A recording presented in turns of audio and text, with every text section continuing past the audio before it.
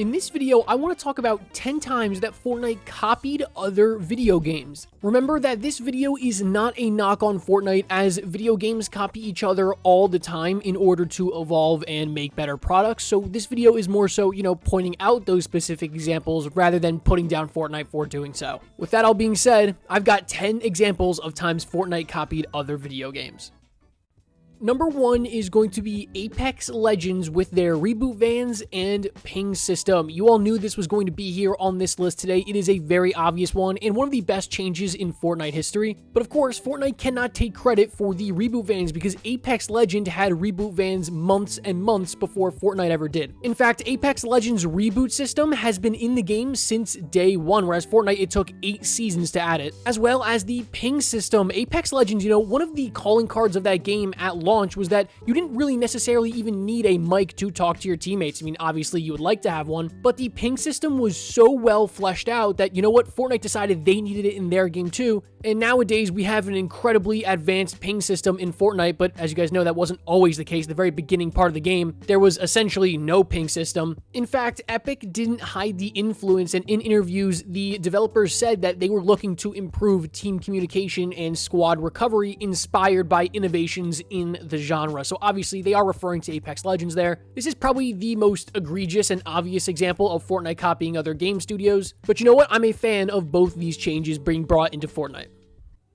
Number 2, Fortnite copying Among Us with their impostor game mode. So yeah, if you don't know, in Chapter 2, Season 7, Fortnite added an impostor game mode, and everybody at the time knew that it was a direct copy of Among Us, and if it was an Among Us collab, this wouldn't be on this list, right? That's the whole point of collaborations, to, take stuff from other franchises and add it into Fortnite. But what you might not know is that this was not an official collaboration. In fact, developers at Innersloth, which is the studio that made Among Us, said Epic didn't collaborate or credit them despite clear inspiration. They were tweeting things like it would have been really, really cool to collab with Fortnite, and they themselves pointed out similarities in map layout, game flow, and terminology, right? They're essentially the exact same thing if you ever played this game mode. Among Us, as you guys know, you've got 4 to 15 players on a map with crewmates and imposters. In Fortnite, you've got 8 agents, and then you've got 2 imposters that are there to, sabotage and eliminate players. I mean, it is as obvious as a copycat example that you can get. Now, what I will say is, in October of 2021, which was 2 months after this all happened, Epic updated the imposters mode description to say that it was inspired by Among Us from Innersloth, so retroactively giving them credit. And then eventually they would actually collaborate together and add the Among Us themed cosmetics in 2022. So the story does have a happy ending, but the Imposters game mode in Fortnite is a direct copy from Among Us. Number 3 is going to be Call of Duty with their bounty contracts in Warzone.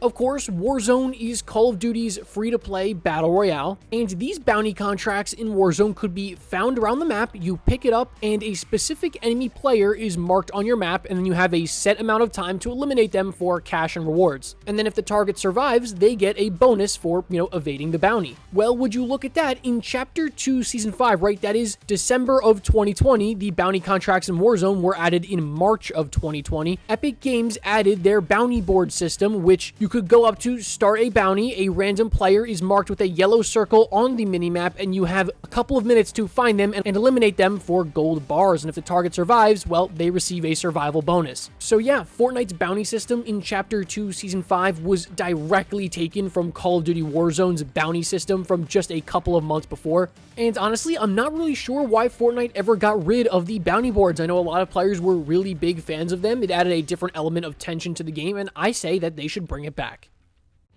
At number 4 is Helldivers. And judging by the thumbnail of this video, you guys all knew that this one was coming, right? We just got Fortnite Chapter 6 Season 4 Shock and Awesome, and as you know, it is a bug invasion themed season. Well, there's one other big video game franchise out there that is themed around basically bug and alien invasions, and that is Helldivers. In fact, certain people at Arrowhead Game Studios, which obviously runs Helldivers, have made comments about this, right? The community manager at Arrowhead said, it's giving we have Helldivers at home. And even the CEO of Arrowhead said this Fortnite season feels very democratic, which is a nod to the Helldivers in-game satire of managed democracy. see. Like I said earlier, it's obvious that Fortnite Season 4 draws strong aesthetic parallels to Helldivers, right? You got bug invasions and alien threats. You have the OXR drop pods, which we do see something like that in Helldivers. This Fortnite season has that kind of, anti-bug faction, which is the OXR. You've got the precision airstrikes that will be coming in. I mean, everything is very, very similar to Helldivers, and I thought that this would be the perfect season to have a Helldivers collaboration, and obviously that is not the case. We don't have that, and I'm glad the developers took it as, more humor than being angry about it, because let's be honest, that's just their best way to go about it.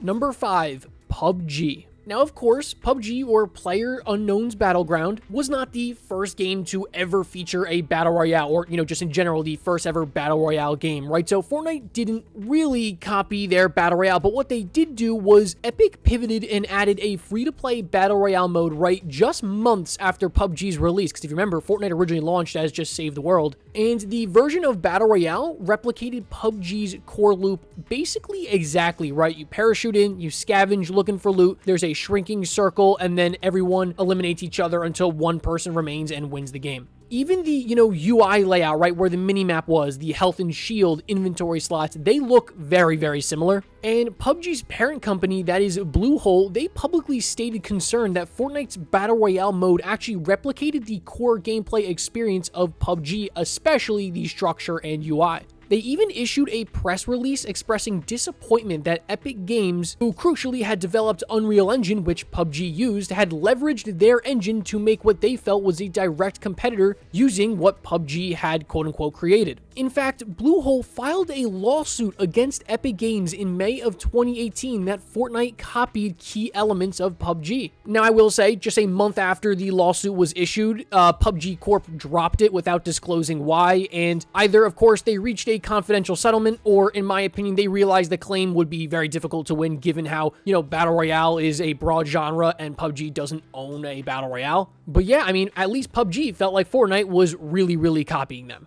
Number 6, Minecraft's creative mode. So, unless you're living under a rock, you know how Minecraft creative mode works, right? You get unlimited resources. You basically can turn on all cheats if you want. Very community-driven, player-made game mode. You can create custom maps, mini-games, worlds. Anybody can build and destroy freely. And you might be wondering, it sounds like Fortnite has something very similar to that, right? Fortnite's creative mode, which was released in 2018, drew a lot of comparisons to Minecraft because it essentially gave players a private world where they can freely build structures, design games, and experiment however they wanted to, separate from the main Battle Royale mode. Now, I will say this one is a little bit of a stretch because Epic didn't copy Minecraft, block for block, or, take direct items from Minecraft and put them into Fortnite, although that's a collaboration I would love to see happen at some point. The core sandbox concept, right, a separate mode outside of the survival mode where you can build anything you want, was very, very similar to how Minecraft's formula was. There are actually examples on the internet of players calling it Fortnite's Minecraft mode when creative finally launched. And so this one isn't so much a,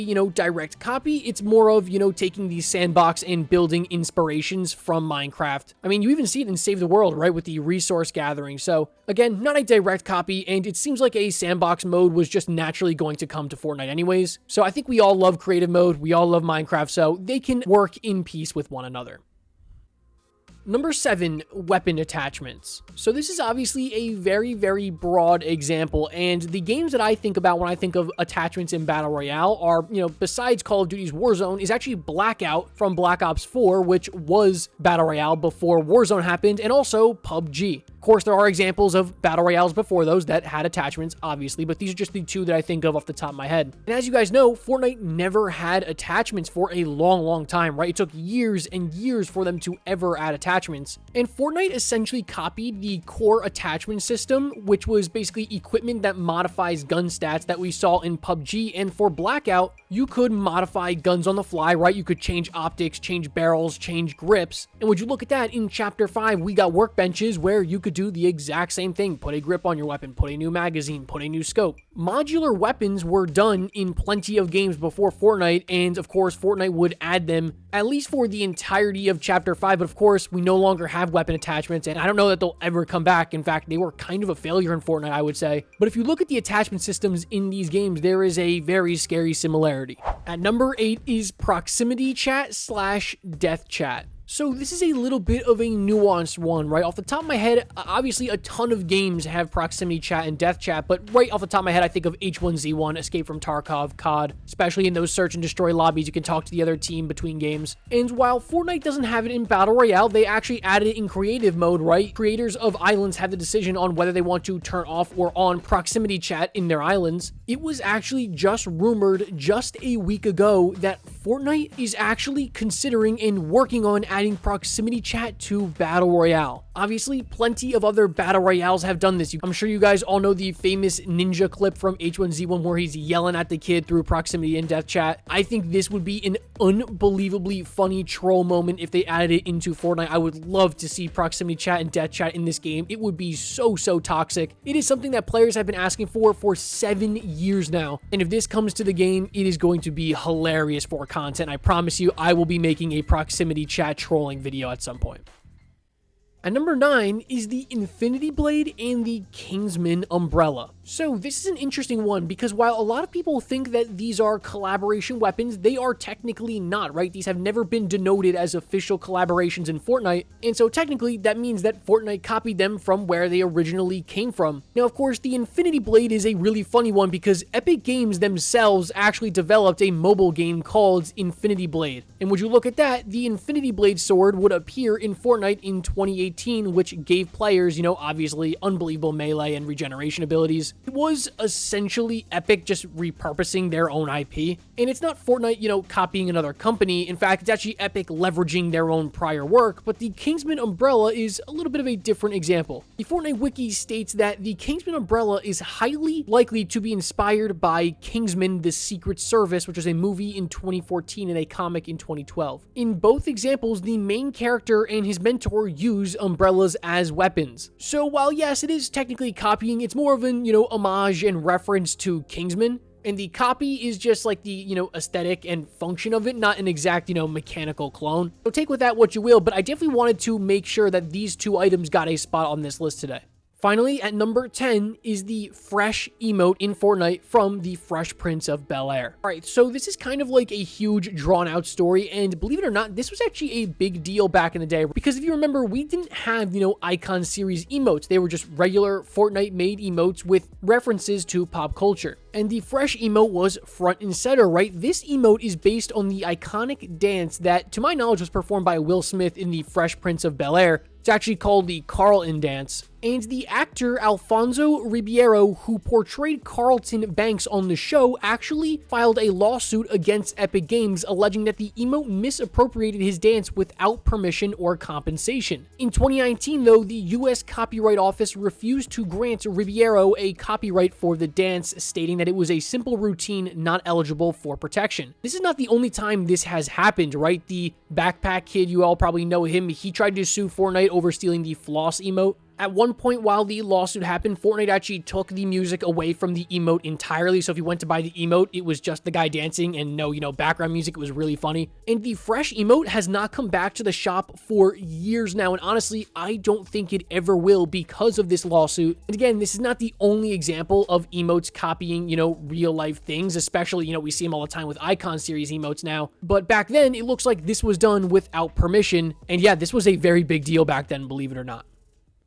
Alright guys, that is 10 examples of Fortnite copying other video games. I know the last one wasn't technically a video game, but you guys get what I'm saying, okay? Fortnite copying other media. Maybe that's a better way to say it. Please let me know down below if you feel like there's anything I missed that should be on this video or anything that you disagreed with on this list. Remember that this video is not a knock on Fortnite whatsoever. Like I said earlier in the video, it is necessary for video games to take inspiration from one another to grow and evolve, and we should be applauding these video games for their innovation as always. If you'd like me to make a video of the 10 times that other games copied Fortnite, I would love to do that. And with all that being said, catch you guys in the next one. As always, peace.